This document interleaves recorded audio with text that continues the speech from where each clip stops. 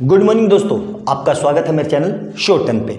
हम पोलिनोमियल के 2 लेक्चर ले चुके हैं। ये हमारा लेक्चर नंबर 3 है। सबसे पहले लेक्चर में मैंने आपको पोलिनोमियल बताया और पोलिनोमियल में वैल्यू निकालना बताया कि वैल्यू कैसे निकालते हैं, के की या ए की या किसी भी अननोन की।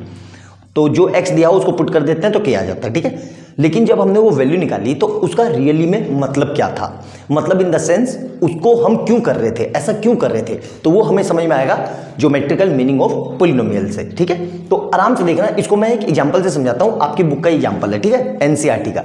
तो बुक का एग्जांपल ले लेते हैं। y equal to 2x minus 5। क्या लिया मैंने? y equal to 2x minus 5, ठीक है। इसका मतलब क्या है कि y क्या है? fx, मतलब फंक्शन है ये। y को मैं fx भी लिख सकता हूं और y भी लिख सकता हूं और px भी लिख सकता हूं और gx भी लिख सकता हूं, कुछ भी लिख सकता हूं। मतलब हमारा फंक्शन किस में है? x में। यहां पे लिखा हुआ है ना x में, मतलब हमारा फंक्शन किस में है? x में, ठीक है। अब देखो, कुछ आपने क्लास 9th में पढ़ा होगा, लीनियर इक्वेशन चैप्टर था हमारा, 3rd या 4th था क्लास 9th में, कि लीनियर इक्वेशन, ठीक है, उसको हम सोल्व करते थे, जिसमें एज वाले क्वेश्चन थे और कुछ कोऑर्डिनेट निकालने थे। सेम वही कंसेप्ट का क्वेश्चन है, ठीक है। तो इसको नोट डाउन कर लो इतनी, फिर आगे बताता हूं मैं कैसे करना है, ठीक है। अब देखो, मैं कुछ वैल्यू लेता हूं, ठीक है। सपोज करो मैं क्या कर रहा हूं, पुटिंग आप कोई सी भी वैल्यू ले लो जो बुक में दी है, मैंने वो लिखी। तो putting x equal to 1 in given equation, कौन सी इक्वेशन? ये वाली, ठीक है। इसको नाम दे दिया मैंने 1। तो y ऐसे ही रहा, x या कितना रखना है? 1। तो 2 इंटू 1 माइनस 5, तो कितना आ जाएगा ये? 2 1 जा 2 माइनस 5, मतलब y इक्वल टू कितना आ गया? -3। क्लियर है यहां तक? अब दूसरी वैल्यू ले लेता हूं जो बुक में दे रखी है,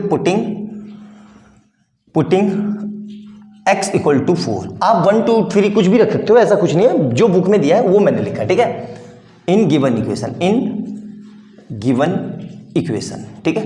तो y इक्वल टू क्या रखना है? 2 इंटू 4 माइनस 5, तो ये कितना आ जाएगा? 8 माइनस 5, मतलब y इक्वल टू कितना आ गया? 3। क्लियर है यहां तक? मेरे ख्याल से समझ में आ गया होगा, है ना। अब हम क्या करते थे, आपको कुछ याद होगा, ऐसे कुछ ग्राफ बनाते थे, डब्बा सा, ठीक है। इस तरीके से डब्बा बनाते थे, याद है? कुछ 9th में पढ़ा था। यहाँ पे एक्स जो RHS में लिखा होगा उसको यहाँ पे लिखते हैं, और जो LHS में लिखा होगा इस तरफ उसको यहाँ लिखते हैं। तो x को मैंने जब 1 रखा, ये लिखा है x को 1 रखा तो y कितना आया? -3। और x को जब मैंने 4 रखा तो y कितना आया? 3। अब इसको हम ग्राफ में प्लॉट करके देखते हैं, ठीक है। इसका ग्राफ बना देता हूं मैं इस तरीके से, ठीक है। ये कितना है? 0 0, ठीक है। याद होगा आपको कुछ, ये प्लस x एक्सिस, ये माइनस x एक्सिस, ये प्लस y एक्सिस और ये माइनस y एक्सिस। याद होगा कुछ, है ना? नहीं भी याद होगा तो कोई दिक्कत नहीं है। हमारी वैल्यू कैसी है? प्लस की। तो x में सिर्फ कहाँ जा रहा है? ये 1 हो गया, ये 2 हो गया, ये 3 हो गया और ये 4 हो गया, ठीक है। y पे कितना जा रहा है? 3 और -3, तो ये y पे 1 हो गया इस तरफ, इधर ये 2 हो गया, इधर ये 3 हो गया और इधर ये 4 हो गया। और इसी तरीके से सिमिलरली -1 हो गया, -2 हो गया, -3 और यहाँ पे कहीं पे -4। और यहाँ पे क्या था? -1 -2, थोड़ा सा आगे बढ़ा लेते हैं, ठीक है, -3 और ये माइनस का x, ठीक है। अब इसको प्लॉट करते हैं, ठीक है। तो ध्यान से देखना कैसे करते थे, याद होना चाहिए आपको। x इक्वल टू 1 पे y कितना रहा? -3। तो 1 ये रहा, -3 ये रहा, तो यहाँ पे पॉइंट लगा देंगे ऐसे, इस तरीके से, ठीक है। और क्या कह रहा है कि x इक्वल टू 4 पे y कितना है? 3। तो x इक्वल टू 4 ये रहा, और y कितना रहा है? 3। तो समथिंग यहाँ आएगा, a यहाँ से लेके यहाँ पे। याद आया कुछ? ऐसे करते थे, याद आया कुछ? अभी मिटा दूंगा मैं आपको समझाने के लिए, ठीक है। और यहाँ पे भी ऐसे करते थे, याद आया कुछ? ठीक है। तो यहाँ ये कितना था मेरा? ये आया -1, यहाँ पे लिखते थे -1,3 और यहाँ पे लिखते थे 4,3, यहाँ पे तो 4,3। क्लियर है यहाँ तक अच्छे से? अब इन दोनों को मैं मिलाता हूँ, ठीक है, इन दोनों को मैं मिला देता हूँ। तो देखो ध्यान से, ये कुछ ऐसे स्ट्रेट लाइन आएगी, इस तरीके से ये स्ट्रेट लाइन आएगी। आई बात समझ? अब जो मैंने ये डॉटेड बनाया था इसको मिटा देता हूँ ताकि आपको विजन क्लियर हो जाए। क्लियर है यहाँ तक? ये मिटा दिया मैंने इस तरीके से। ये और ये वैल्यू कितनी थी मेरी? 1। यहाँ तक समझ में आया कि नहीं? यहाँ तक बोलो आराम से, यहाँ तक क्लियर है? यहाँ तक कोई डाउट है कि नहीं? अब देखो ध्यान से देखना, इसने जहाँ पे यहाँ पे कहाँ गया मार्कर, मार्कर कहाँ चला जाता है? चलो कोई नहीं, इसी से कर लेते हैं, ठीक है। इस लाइन ने एक्स एक्सिस को कहाँ काटा? यहाँ पे कट किया। तो ये पॉइंट लगभग कितना है? 2 और 3 के बीच में, मतलब क्या ले लेता हूँ मैं, 2 और 3 के बीच में, मतलब 2.5 और y कितना होता है आपको पता होना चाहिए, x एक्सिस पे y कितना होता है 0।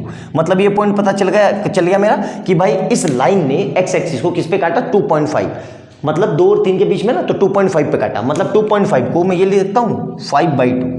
तो 5/2 को अब इस इक्वेशन में पुट करो, जो हमारी इक्वेशन है क्या है, y = 2 × 5/2 - 5। तो देखो इससे ये कट गया, तो y = कितना आ गया? 5 - 5, मतलब y = 0।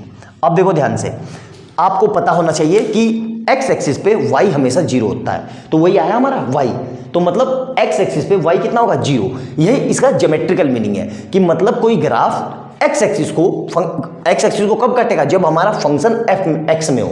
अगर फंक्शन y में हो तो y एक्सिस पे देखेंगे। ध्यान रखना, क्वेश्चन को बहुत अच्छे से पढ़ना, एग्जाम में क्या दिया हुआ है, अंदर धुंध नहीं करना है, ठीक है, बेवजह की। अगर इसी इक्वेशन को ये ऐसे कर दे, x = 2y - 5, तो हम फिर y एक्सिस पे देखेंगे। आई बात समझ में? यहाँ पे x में RHS में क्या है? x, मतलब x एक्सिस पे दिखना है। तो इस लाइन ने इसको x एक्सिस पे काटा, और x एक्सिस पे वैल्यू क्या है? 5/2, 0। मतलब ये जो पॉइंट है ये क्या है मेरा? 5/2, 0। मतलब 5/2 को अगर मैं इस इक्वेशन में पुट कर देता हूं तो y क्या हो जाएगा? 0। और हमें रूल पता है, क्लास 9th में पढ़ के आए हैं कि जब भी कोई लाइन x एक्सिस पे कट करती है तो y कोऑर्डिनेट हमेशा क्या होता है? 0।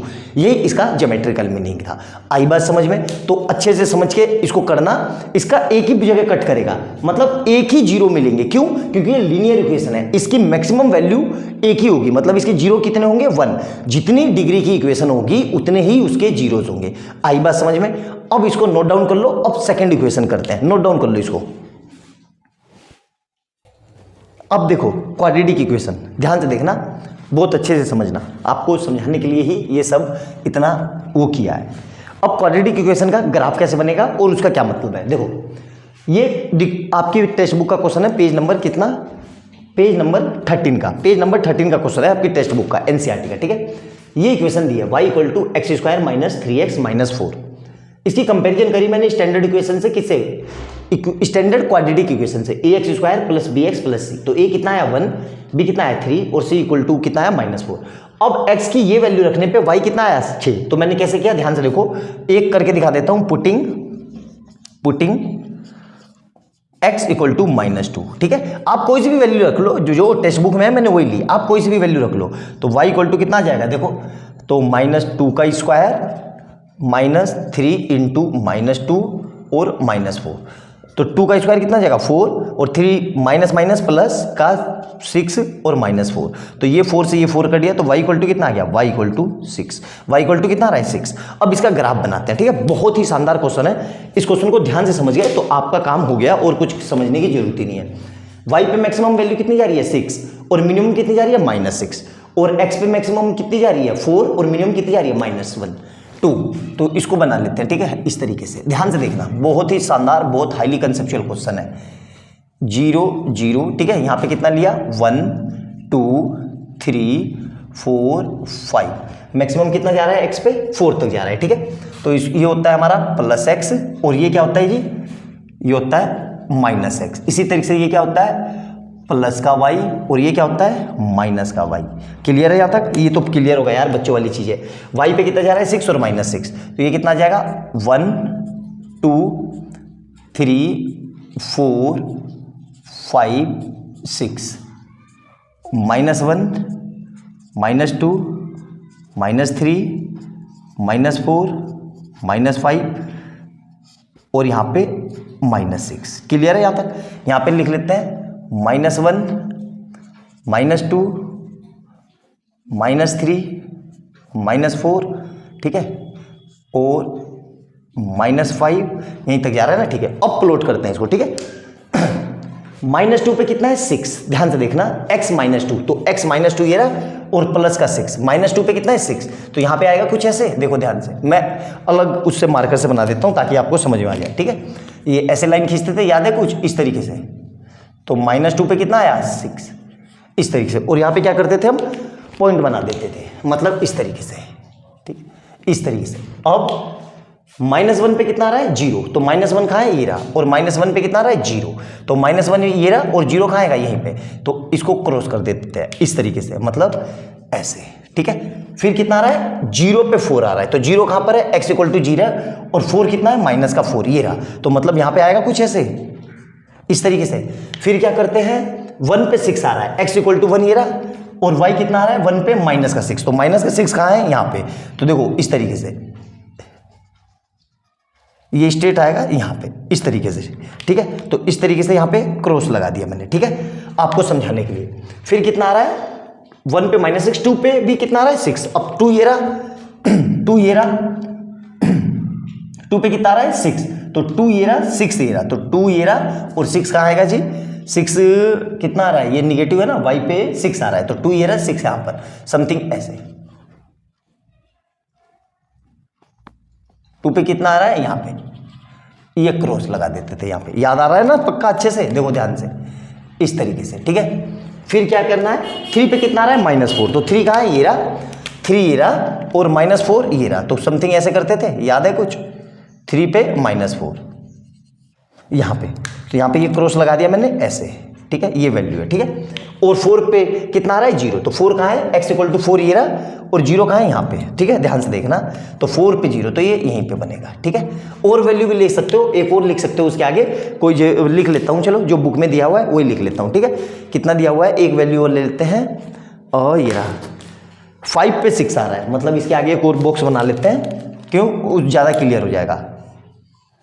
5 पे 6 ये वैल्यू छूट गई थी, तो 5 का है, x = 5 ये रहा, 5 ये रहा और 6 का है जी 6 ये रहा, ठीक है, यहाँ पे, तो यहाँ समथिंग ऐसे जाएगा, देखो ध्यान से इस तरीके से, तो ये कितना आ रहा है, ये पूरा यहाँ तक जाएगा, ठीक है, ऐसे इस तरीके से। अब इन सारी वैल्यू को मिलाओ, देखो एक बहुत बढ़िया फिगर बनेगी, इन सबको मैं मिला रहा हूँ, तो देखो ध्यान से, इन सबको मैं ऐसे मिलाता हुआ चल रहा हूँ, तो ये ऐसे आएगी, ये यहाँ आया और यहाँ से ये यहाँ गया, यहाँ से ये गया और यहाँ से ये गया, और इस तरीके से ये कैसी फिगर बन गई, देखो ध्यान से, फिगर कितनी अच्छी बन गई। इसको मैं मिटा देता हूँ, ये जो लाइनें सी है ना, इसको प्लॉट करना ये एग्जाम में बहुत फ्रिक्वेंटली आ जाता है, ठीक है। इस लाइन को भी मिटा देता हूँ, ये देखो, ठीक है, इसको भी मिटा देता हूँ, इसको भी, इन सबको, क्योंकि इन सब का काम हो गया। अब इसको फिर एक बार डार्क उससे बना देता हूँ, तो देखो ये कुछ ये फिगर बन गई, देखो ये गई सीधी सीधी और यहाँ से ये गया सीधा सीधा और यहाँ से ये, यहाँ से रुक के ये, यहाँ से ये गया और ऐसे। ध्यान से देखना मेरे मार्कर को, देखो मार्कर को देखते रहो, ये इस तरीके से बन जाएगा, ठीक है। इस फिगर को बोलते हैं हम, इसका मुंह कैसे खुला है ऊपर की ओर, इसको बोलते हैं अपवार्ड पैराबोला। क्या बोलते हैं इसको, अपवार्ड पैराबोला, अपवार्ड पैराबोला, ठीक है। इसकी शेप कैसे बनी, ऊपर की। सर अपवार्ड पैराबोला कैसे बना, देखो ऊपर की ओर क्यों बना, यहाँ पे ए का कोफिशिएंट कितना है 1 मतलब प्लस का 1, तो जब भी ए का कोफिशिएंट प्लस में आएगा, क्या कहा मैंने, जब भी ए का कोफिशिएंट प्लस में आएगा इसका मतलब वो पैराबोला अपवार्ड बनेगा ऊपर की ओर। अब ध्यान से देखना, यहाँ पे मुझे 2 पॉइंट मिले, एक -1 पे कितना आ रहा है 0, तो -1 पे कितना आ रहा है 0, ये पॉइंट कितना है -1, 0, और ये पॉइंट कितना आ रहा है 4 पे कितना आ रहा है 0, और एक बार 4 पे भी कितना आ रहा है 4, 0, यही पॉइंट आएंगे ना। 2 बार इसने कट किया किसको, एक्स एक्सिस को, इसने एक्स एक्सिस को कितनी बार कट किया 2 बार। इसका मतलब क्या हुआ, इसका मतलब ये हुआ कि x = आप -1 रखोगे तो y 0 आ जाएगा। तो करके देख लेते हैं इक्वेशन में, तो y = कितना है x² - 3x - 4। मैं क्या कर रहा हूं, पुटिंग x = क्या रखना था यहाँ पे, कितना है x = -1, इसमें रखो तो y = -1 का स्क्वायर -3x और -4, तो यहाँ पे भी तो रखना है, तो ये कितना आ जाएगा -1, ठीक है। तो अब देखो कितना हो रहा है, ये कितना हो जाएगा 1 और माइनस माइनस प्लस का 3 और -4, तो y इक्वल टू कितना आ रहा है 4 - 4, मतलब y इक्वल टू 0। तो देखो ऑलरेडी x एक्सिस पे कट किया तो y कैसा आ गया 0, यहां पे भी करके देख लो। अब इसको रख के देखो, पुटिंग x इक्वल टू 4 रख रहा हूं तो क्या है मेरे पास y इक्वल टू इक्वेशन ये रही, तो इसमें रख रहा हूं तो 4 का स्क्वायर -3 × 4 और माइनस का 4, तो ये कितना आ जाएगा 4 × 16, 4 तिया माइनस का 12 और माइनस का 4, तो इसको सोल्व करेंगे तो 16 - 16, तो y इक्वल टू कितना आ गया y इक्वल टू 0। इसका मतलब क्या हुआ कि पूरी दुनिया में सिर्फ यही दो वैल्यू है। कौन सी दो वैल्यू, एक ये वाली, यहां पे बता देता हूं, ये दो वैल्यू, ये वाली कौन सी -1,0, एक ये वाली वैल्यू और दूसरी कितनी है 4,0, यही पूरी दुनिया में इकलौती ऐसी वैल्यू है जिसपे ये इसका y एक्सिस क्या हो रहा है 0, बाकी सब में देखो y एक्सिस कुछ ना कुछ मिल रहा है, मतलब y एक्सिस क्या हो जा रहा है 0। तो इसका मतलब क्या है कि ये इसका ज्योमेट्रिकल मीनिंग है कि ये 2 बार कट कर रहा है, मतलब इसके कितने ज्यादा से ज्यादा कितने जीरो होंगे 2। तो याद रखना ये बात, पॉइंट डाल के लिख लेना कि जब भी पैराबोला कट करे कितनी जगह, तो उसके ज्यादा से ज्यादा 2 जीरो, मतलब क्वाड्रेटिक इक्वेशन होगी, ये क्वाड्रेटिक इक्वेशन है ना, हाईएस्ट पावर कितनी है, हाईएस्ट पावर x की हाईएस्ट पावर कितनी है 2, तो x की जितनी हाईएस्ट पावर होगी उतने ही उसके जीरोज मिलेंगे। आई बात समझ में, ज्यादा से ज्यादा, एटमोस्ट का मतलब क्या होता है ज्यादा से ज्यादा, तो इसमें मैक्सिमम कितने जीरो आ सकते हैं 2, जरूरी नहीं है कि 2 ही आए, 1 भी आ सकता है और 0 भी आ सकता है कि कोई जीरो ना आए। तो वो केस क्या है, वो केस अभी बताता हूं मैं आपको, इसको नोट डाउन कर लो। आई बात समझ में, बहुत ही जबरदस्त, बहुत प्यारा क्वेश्चन है ये, इसको नोट डाउन करो अच्छे से।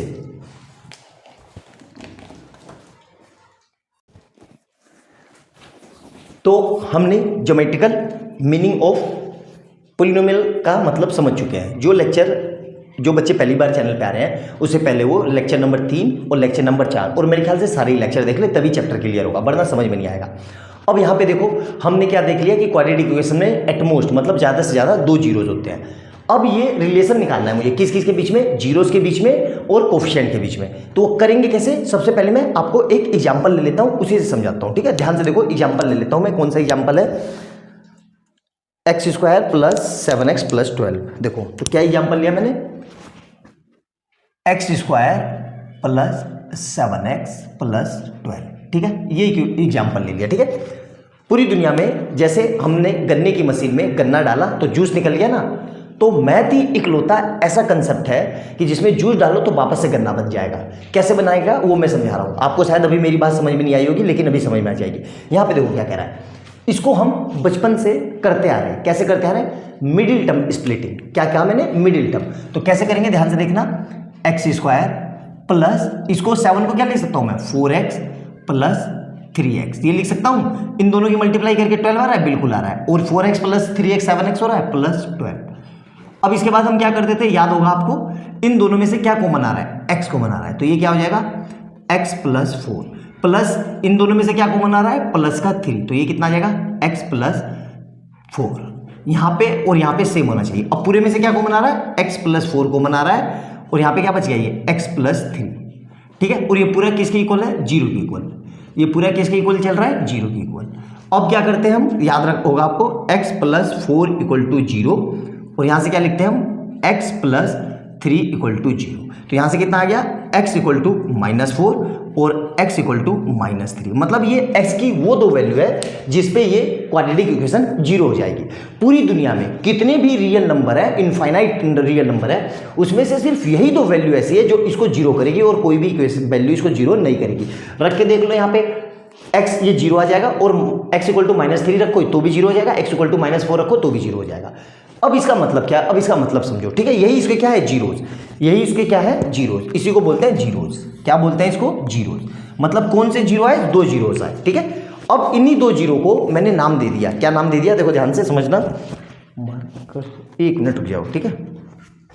इसी को मैंने नाम दे दिया, क्या नाम दे दिया, ये देख, इसको लिख दिया मैंने, इस x को अल्फा और इस x को लिख दिया मैंने बीटा। मतलब इस तरीके से मैं इसके 2 जीरोस क्या है, अल्फा बीटा। मतलब मैं ये लिख सकता हूँ, अल्फा = -4 आया और बीटा = -3। मतलब इस x को मैंने बीटा नाम दे दिया, इस x को अल्फा नाम दे दिया, ठीक है। अब इसका मतलब समझते हैं, इसका मतलब क्या हुआ। अब मैंने इसको ये लिखा कि find a quadratic equation whose zeros are क्या है -4 एंड -3। यहां पे क्या था, क्वाड्रेटिक इक्वेशन थी, तो मैंने इसके जीरोस फाइंड कर दिए। क्या, x इक्वल टू -4 और x इक्वल टू -3। अब ये मुझसे क्या कह रहा है कि find a quadratic equation who zeros. अब मुझे वो क्वाड्रेटिक इक्वेशन निकालनी है जिसके जीरोस क्या है 4 एंड -3। अब देखो कैसे करते हैं ध्यान से। तो जो भी जीरोस दिए हुए हैं उसको x के इक्वल लिख लो। मतलब क्या लिखना है, x इक्वल टू -4 और यहां से क्या लिखना है x equal to -3। Note down करके लिख लेना कि मतलब जो भी जीरोस दिए हुए हैं उसको x के इक्वल लिख दो। आई बात समझ में। अब इस पूरे को उठा के इस -4 को उठा के यहां ले जाओ, तो यहां से कितना आ गया x + 4 और इज इक्वल टू क्या बचेगा 0। और इसी तरीके से इसको उठा के यहां ले जाओ तो क्या आ जाएगा x + 3 इक्वल टू 0। आई बात समझ में, ये चीज क्लियर है। अब इन दोनों की मल्टीप्लाई कर दो, मतलब LHS से RHS से, तो मतलब क्या आ जाएगा ये x + 4 और x + 3 इक्वल टू ये कितना हो जाएगा 0 × 0 मतलब 0। अब इसको कैसे सोल्व करेंगे, तो देखो x लिखा तो यहां से कितना आ जाएगा x + 3 और फिर प्लस का 4 लिखा तो ये कितना आ जाएगा x + 3 और 0 × 0 क्या होगा 0। आई बात समझ में, मतलब x इसको छुपा लो तो x की मल्टीप्लाई इससे, फिर प्लस के x को छुपा लो इस प्लस के 4 की मल्टीप्लाई इससे। अब इसको सोल्व करते हैं, कैसे सोल्व करते हैं, तो x की मल्टीप्लाई x से तो क्या आ जाएगा x²। देखते रहना ध्यान से। फिर इसी x की मल्टीप्लाई इससे तो प्लस का 3x प्लस इस 4 की मल्टीप्लाई इससे तो कितना आ जाएगा 4x और इस 4 की मल्टीप्लाई इससे तो प्लस का 4 × 3 और किसके इक्वल चल रहा है 0 के। तो यहां से कितना आ जाएगा x² प्लस 3x और 4x मिलके कितने हो जाएंगे 7x प्लस कितना आ जाएगा 12 और ये किसके इक्वल आ रहा है 0। ये बन गई मेरी क्वाड्रेटिक इक्वेशन। मतलब इसका समझ में आया कि जब मेरे पास इक्वेशन थी तो 0 ये निकले और जब 0 थी तो इक्वेशन ये निकल गई। अब इसको समझते हैं कि हुआ कैसे। आई बात समझ में, ये एग्जाम्पल था समझने का, इसको समझते हैं कैसे। देखो ध्यान से, अब मैं इसको समझाता हूं, ठीक है। अब देखो इसको समझो, जो मैंने एग्जाम्पल लिया वो इसी के लिए लिया था। ये समझ लो ये इस तरीके की इक्वेशन है कुछ, x² प्लस 7x प्लस 12। अब ये इक्वेशन ना लिख के मैंने इसको स्टैंडर्ड फॉर्म में लिख दिया इस तरीके से। इसलिए पहले मैंने आपको एग्जाम्पल समझाया, अब मैं फार्मूला ड्राइव कराऊंगा। आई बात समझ। तो ये कोई क्वाड्रेटिक इक्वेशन है, इसके 2 जीरोज है, क्या है अल्फा है और बीटा है। इसके जीरोज क्या है अल्फा और बीटा। तो मतलब इसके जीरोज क्या है, इसके जीरोज है, जीरोज क्या हो गए इसके जीरोज, मतलब 2 वैल्यू आएगी x की, ऐसी 2 वैल्यू आएगी जिसपे ये क्या हो जाएगा 0। तो उस 2 वैल्यू को मैंने क्या मान लिया जीरोज।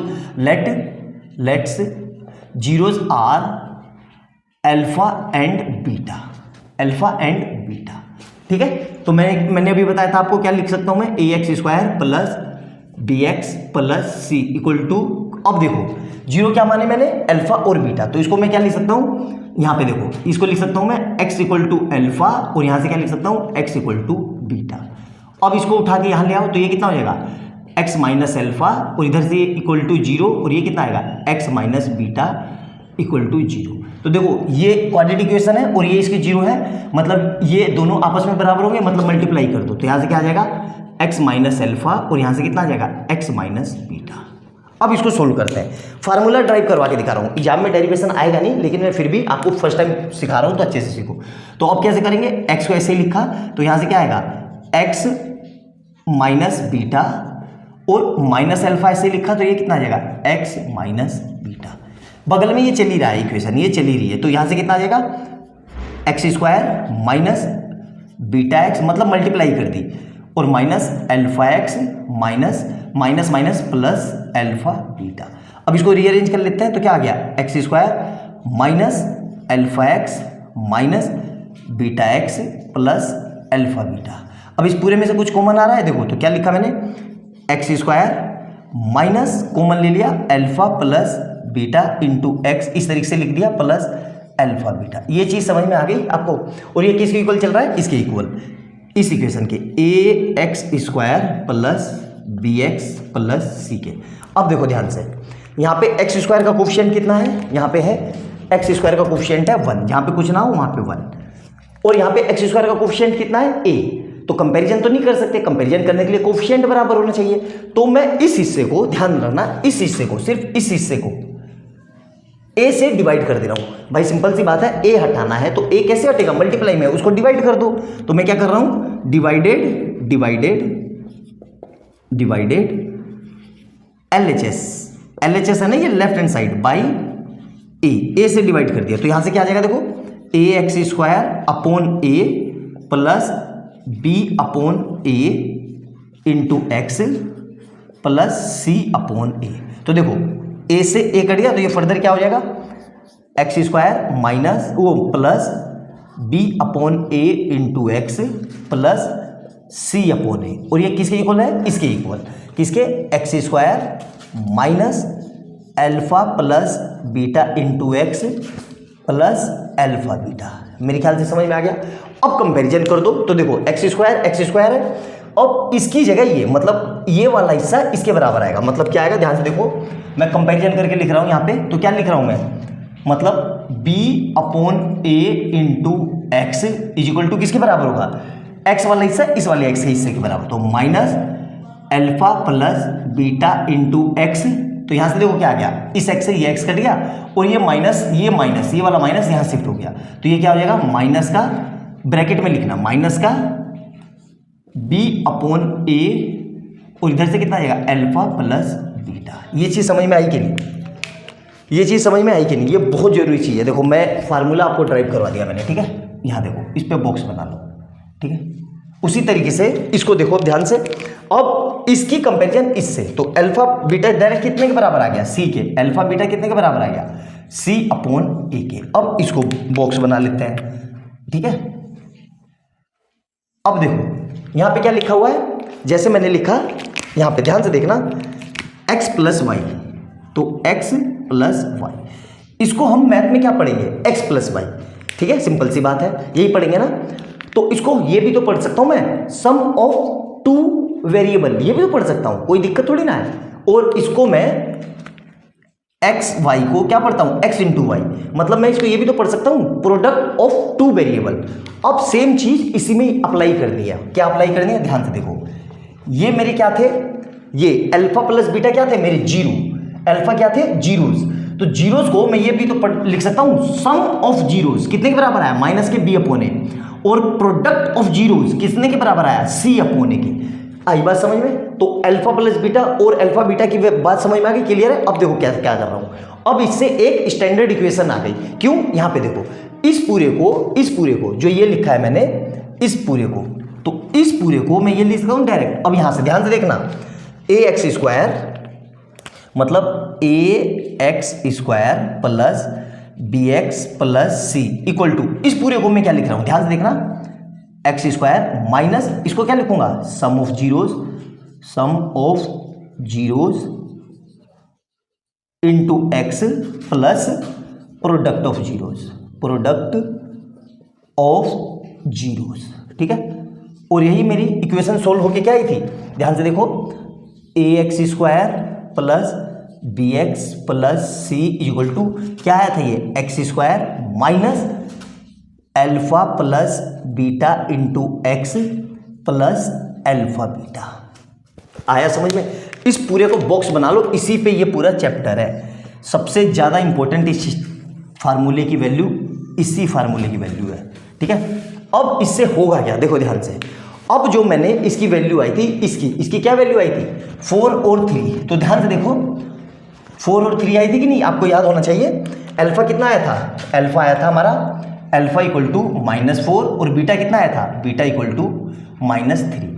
अब हम वो सारे जोल जमाले नहीं करेंगे कि जो मल्टीप्लाई करके वो कर रहे थे। इस वैल्यू को अगर मैं डायरेक्ट यहाँ पे पुट कर दूँ तो ये इक्वेशन आ जाएगी, कंपैरिजन मतलब समझाने के लिए। तो देखो यहाँ पे रखो, x² माइनस अल्फा की जगह कितना है, अल्फा की जगह -4, और बीटा की जगह कितना है, -3 इंटू एक्स प्लस अल्फा की जगह फिर कितना है, -4, और बीटा की जगह कितना है, -3। तो यहां से क्या आ जाएगा, देखो ध्यान से, x² माइनस -4 माइनस वो मिलके तो माइनस का 7 into x plus -4 minus plus भी 10, मतलब प्लस हो गया ना, और यहाँ पे कितना जाएगा 12। अब इसको सोल्व कर दो तो क्या आ गया, x² माइनस प्लस का 7x प्लस 12। मतलब अब हमें इससे ये पता चल गया कि जब भी हमें जीरोस दिए हुए हो जब भी हमें जीरोस दिए हुए हों तो हम डायरेक्ट इस तरीके से उसमें वैल्यू पुट करके सोल्व कर सकते हैं। आई बात समझ में? मोस्ट इंपॉर्टेंट पार्ट था ये। अगर ये आपको समझ में आ गया तो ये चैप्टर आपको क्लियर हो गया। और पोलिनोमियल बहुत अच्छे से समझना, क्योंकि पोलिनोमियल क्वाड्रेटिक का ही एक्सटेंशन है, मतलब quadratic equation itself a polynomial. तो अगर यहाँ पे आपको पोलिनोमियल क्लियर हो गया तो आपको क्वाड्रेटिक में कोई दिक्कत नहीं आएगी। जितनी बात बताई मैंने बहुत अच्छे से समझ के नोट डाउन करके लिखना, बहुत ज़बरदस्त चीज़ है ये। वीडियो अच्छी लगे तो लाइक एंड सब्सक्राइब करना और बेल आइकन दबा लेना कि जैसे मैं कोई नई वीडियो डालूं उसका नोटिफिकेशन आपको तुरंत मिल जाए। और जितनी बात मैंने बताई उसको लिख लेना नोट्स बनाते हुए। आई बात समझ में? तो अभी हम धीरे धीरे छोटे छोटे लेक्चर इसलिए बना रहा हूं क्योंकि अभी अथा टाइम है हमारे पास। एंड में क्या होगा, जुलाई अगस्त के बाद आपको टाइम की कमी होने लग जाएगी। तो इसीलिए इन चैप्टर को अभी इतने अच्छे से पढ़ लो ताकि जब मैं रिवीजन करने बैठूं तो इन चैप्टर को करने की जरूरत ना पड़े। इसलिए इतने डिटेल से एक एक पॉइंट मैं आपको क्लियर करते हुए चल रहा हूं। तो अच्छे से देखना।